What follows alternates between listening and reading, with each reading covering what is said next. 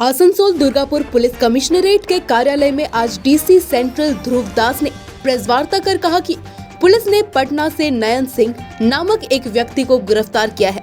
उक्त व्यक्ति पहले आसनसोल के कन्यापुर पुलिस फाड़ी अंतर्गत गोविंदपुर गांव में किराएदार के रूप में रह रहा था। उस पर जबरन घर में घुसकर रहने, मकान मालिक से मारपीट करने और सोने की चेन छीनने का आरोप है।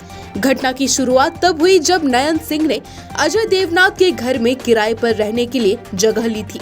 जब अजय देवनाथ ने उसका परिचय पत्र मांगा तो उसने इसे 1-2 दिन में देने का वादा किया। जब नयन सिंह ने परिचय पत्र नहीं दिया तो अजय देवनाथ ने उसे घर खाली करने के लिए कहा और आखिरकार घर खाली करवा लिया। 21 अगस्त को नयन सिंह अपने 2 साथियों के साथ जबरदस्ती अजय देवनाथ के घर में घुस गया। अजय देवनाथ और उनके माता पिता ने विरोध किया तो उनके साथ मारपीट की गई।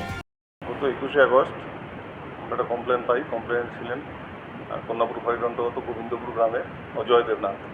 তিনি কমপ্লেন করেন যে তার বাড়িতে নয়ন সিং বলে একজন ভাড়া থাকার জন্য এসেছিল এবং কয়েকদিন ছিল। তার যে ডকুমেন্ট চাওয়া হয়েছিল সে বলেছিল কয়েকদিনের মধ্যে তার ডকুমেন্ট দেবে। তো ডকুমেন্ট শেষে দেয় না বলে তাকে বাড়ি থেকে বের করে দেওয়া হয়। সে 21 তারিখ রাত্রিবেলা আরও 2 জনকে নিয়ে মুখ বেঁধে বাড়িতে ঢোকার চেষ্টা করে। অজয় দেবনাথের বাবা মা অজয় দেবনাথ 3 জনই বাড়িতে ছিলেন। ওনারা বাধা দেওয়ার চেষ্টা করেন। তো এই প্রসেসে তাদের মধ্যে একটু ধস্তাধস্তিও হয় এবং বাড়ির লোকেরা ইনজিওর্ড হয়। তো অজয় দেবনাথ এবং তার বাড়ির লোকেরা চেঁচামেচি শুরু করে। আশেপাশের লোকজন আসবে এই ভয়ে এই যে 3 জন ঢোকার চেষ্টা করছিল এরা পালিয়ে যায়। পালিয়ে যাওয়ার সময় অজয় দেবনাথের মায়ের গলায় একটা সোনার চেন ছিল, সেটা ছিনিয়ে নিয়ে চলে যায়। এবং যখন পালিয়ে যাচ্ছিল তখন কয়েকজন প্রতিবেশী আটকানোর চেষ্টা করেছিল। তাদের এই 3 জনের মধ্যে 2 জন কাছে ফায়ার আর্মস ছিল, সে ফায়ার আর্মস দেখায়।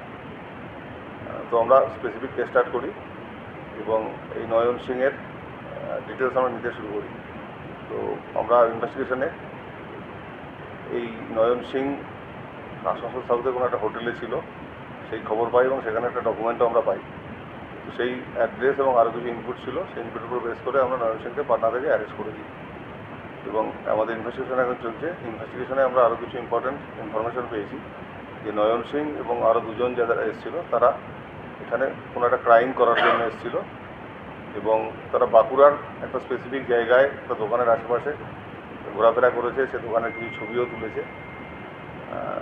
মেবি আমরা যেটা ধারণা করছি বাঁকুড়ার ওই চত্বরে এরা কোনো বড় একটা ক্রাইম করার প্ল্যান করছিল।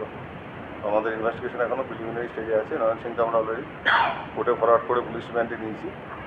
আমাদের ইনভেস্টিগেশন চলছে আর বাকি যা কিছু পাওয়া যাবে পরে টাইম টু টাইম আপনাদের জানাবো। আগ্নেয়াস্ত্র এখনও পর্যন্ত উদ্ধার হয়নি, কিন্তু কেস শুরু করার সময় আমরা যে কমপ্লেন পেয়েছিলাম সেই কমপ্লেনেই এরা মেনশন করেছিল। পরে ইনভেস্টিগেশনও দেখেছি এরা ওই বাড়ি থেকে বেরিয়ে যাওয়ার সময় যখন গ্রামের লোকেরা আটকানোর চেষ্টা করেছিল তখন 2 জনের কাছে ফায়ার আর্মস ছিল এবং ফায়ার আর্মসও করেছিল। তো ফায়ার আর্মসটা আমরা উদ্ধারের চেষ্টাও করছি।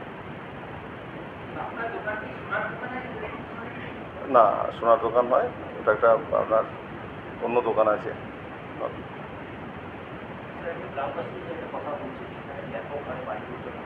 হ্যাঁ, দেখুন আপনারা জানেন, আপনারা খোঁজ নিয়ে জানতে পারবেন প্রত্যেকটা থানায় কন্টিনিউয়াস ক্যাম্পেইন করছে, প্রচার করছে, অ্যানাউন্সমেন্ট করছে যে যারা বাড়ি ভাড়া দেন তারা যেন প্রয়োজনীয় ডকুমেন্ট কালেক্ট করে দেখে বাড়ি ভাড়া দেন এবং সেই বাড়ি ভাড়া রিলেটেড ইনফরমেশান যেভাবে থানায় দিতে বলা হয় সেভাবে থানাকে দেওয়া হয়।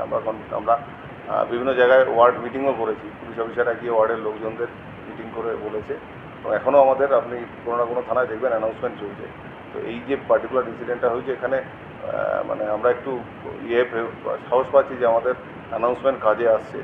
এই বাড়িতে যে ভাড়াটে থাকতে গেছিলো তার কাছে ডকুমেন্ট চাওয়া হয়েছিল। ইনিশিয়ালি ডকুমেন্ট না দিয়ে ঢুকে গেছিলো, কিন্তু ডকুমেন্ট না দেওয়ার জন্য তাকে বাড়ি থেকে বের করে দেওয়া হয়েছিল। তো ডেফিনেটলি আমরা যে প্রচারটা করছি সেই প্রচারটা কিছুটা কাজে আসছে। না, এটা আমরা ওর যে পাটনায় যেখানে বাড়ি আছে সংশ্লিষ্ট থানায় আমরা অলরেডি জানতে চেয়েছি এর বিরুদ্ধে পুরনো কোনো কেস আছে কিনা, থাকলে তার ডিটেলস সেটা এখনো পর্যন্ত আসেনি। স্টুডেন্ট পরিচয় দিয়ে ঢুকেছিল বাড়িতে, বাট এখানে পড়াশোনা করার জন্য এসেছিল, আলাদা কিছু আমরা পাইনি এখনো।